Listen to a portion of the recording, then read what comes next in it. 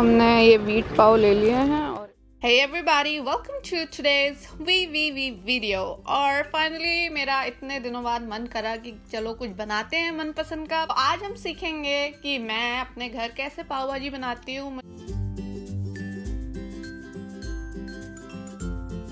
तो सबसे पहले हम मटर लेंगे और इनको छील लेंगे और इनके जो छिलके हैं और जितनी भी सब्जियों में से छिलके निकल रहे हैं आप उन्हें एक कंटेनर में भर के रखिए। और आपके पास गाय आती होंगी तो उन गाय को आप खिला सकते हैं। कल जानवर बहुत के घूम रहे हैं तो ध्यान रखिए कि उनको कुछ खिलाते पिलाते रहिए प्लीज। मटर्स के बाद हम कद्दू लेंगे। ये कद्दू बस मुझे अपने पापा की वजह से डालना पड़ रहा है ताकि वो भी पाव भाजी खा लें। वैसे मुझे कद्दू बिल्कुल पसंद नहीं है, पता नहीं सारे पापा उसको कद्दू क्यों पसंद होता है और सारे बच्चों उसको कद्दू पसंद नहीं होता है।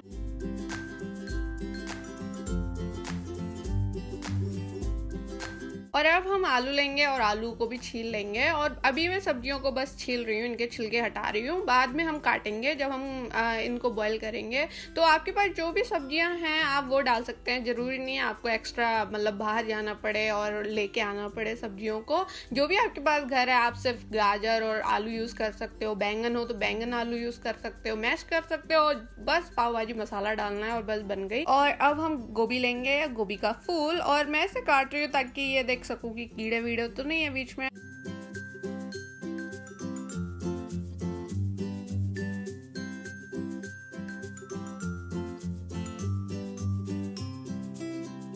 वैसे पाव भाजी की बाद में बात करते हैं। और मुझे बताइए आप सब लोग कैसे हैं, क्या हो रहा है इस लॉकडाउन के अंदर और घर पे कैसे आप टाइम पास कर रहे हैं अपना।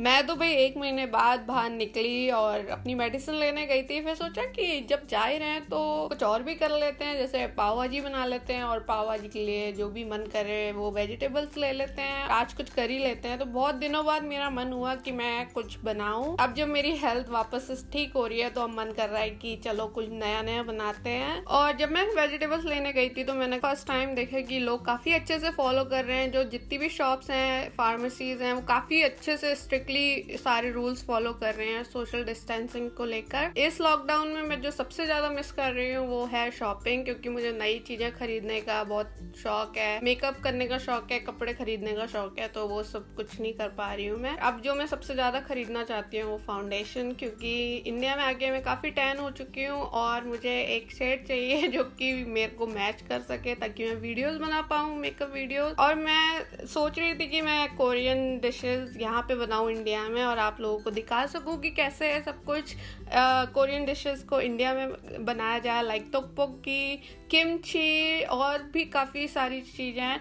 बट इनके लिए काफ़ी सारा सामान जो मिलता है वो INA मार्केट में मिलता है, तो वहाँ तो ऑब्वियसली वो बंद है, तो अभी नहीं बना पाऊँगी। काफ़ी लोग रिक्वेस्ट भी कर रहे हैं बट आई एम सॉरी, मैं इसके बाद बना पाऊँगी, लॉकडाउन खुलने के बाद जब सब कुछ नॉर्मल हो जाएगा।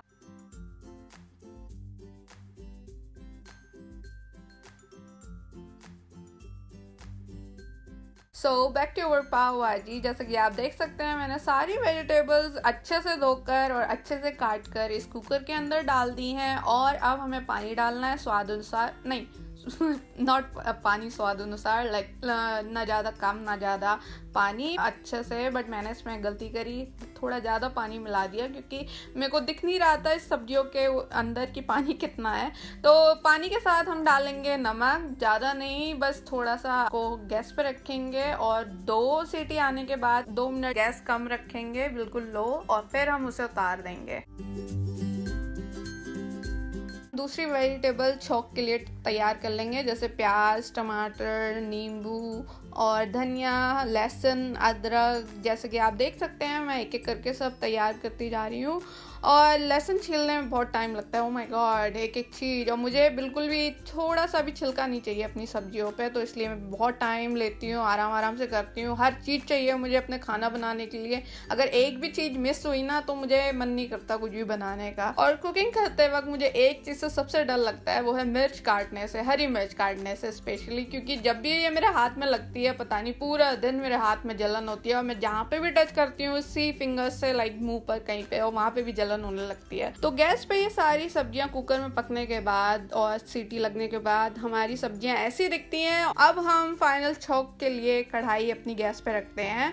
और सबसे पहले आप सबको पता होगा, मेरे इंडियन भाइयों बहनों और भी लोग, इसकी छौंक हम कैसे लगाते हैं। सबसे पहले हम तेल डालते हैं। तो मैं काफ़ी सालों बाद पाव भाजी बना रही हूँ, मैं कुछ भूल चुकी थी, तो दोबारा रिमाइंड करने के लिए मैंने कुछ यूट्यूब वीडियो देखी और वो लोग सब तेल में मक्खन डालते थे। वैसे मैं सिर्फ तेल में छौंक लगाती हूँ। तो अब ये मैंने उनको फॉलो किया इसी चीज़ के, बस एक ही स्टेप के लिए। तो अब मुझे दिख नहीं रहा है मेरा जीरा कहाँ गया तो मैं ढूंढने में लग रही हूँ जब से कि जीरा कहाँ गया, क्या हो रहा है अंदर इस झाग में।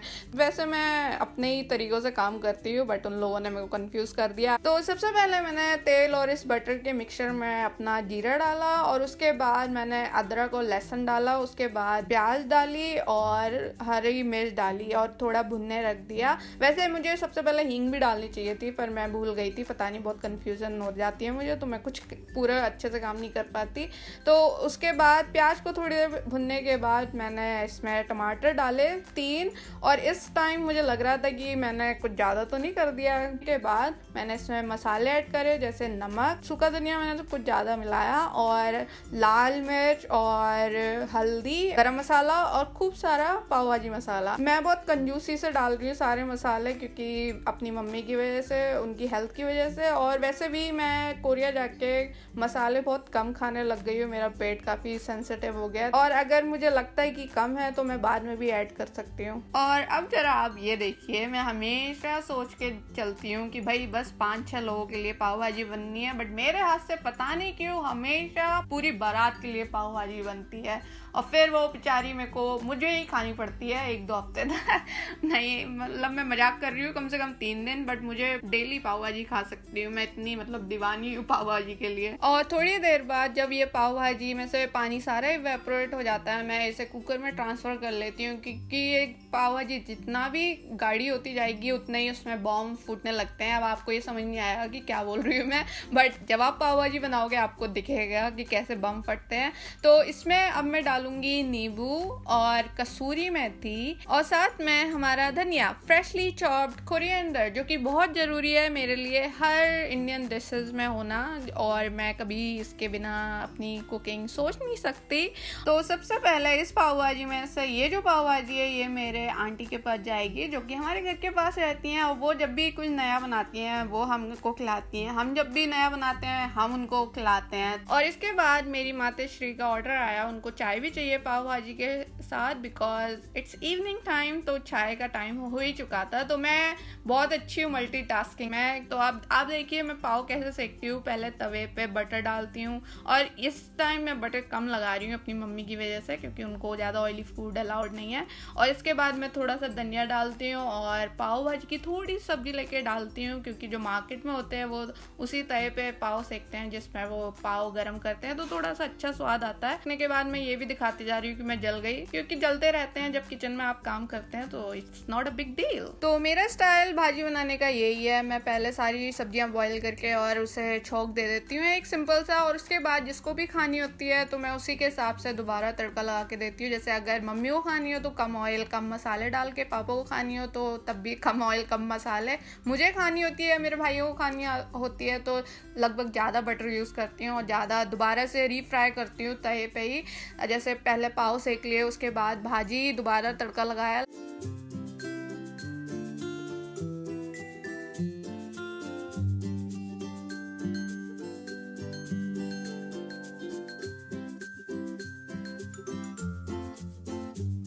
और वैसे भी दोबारा तड़का लगाने के बाद अच्छा लगता है सब कुछ। तो अब जो मैं दोबारा फ्राई कर रही हूँ ये अपने लिए कर रही हूँ, तो इसलिए मैं सारे मसाले थोड़े से ऐड ज़्यादा कर रही हूँ, और पाव पे बटर भी मैंने ज़्यादा लगाया अपने। तो अब हम आपको अपना रिव्यू देंगे सुबह से शाम मेहनत करने के बाद कैसा बना सब कुछ। कितना ऑयली चेहरा हो गया है। Hey guys, तो ये रही हमारी पाव भाजी। आई डोंट नो कैसी बनी होगी, देखते हैं, फर्स्ट बाइट लेके देखते हैं।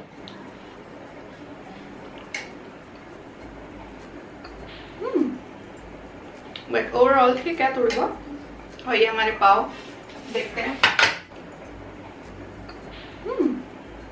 अच्छी बनी है। overall. So thank you so much for joining me today. I will see you next time. Take care. Have a nice day. Bye.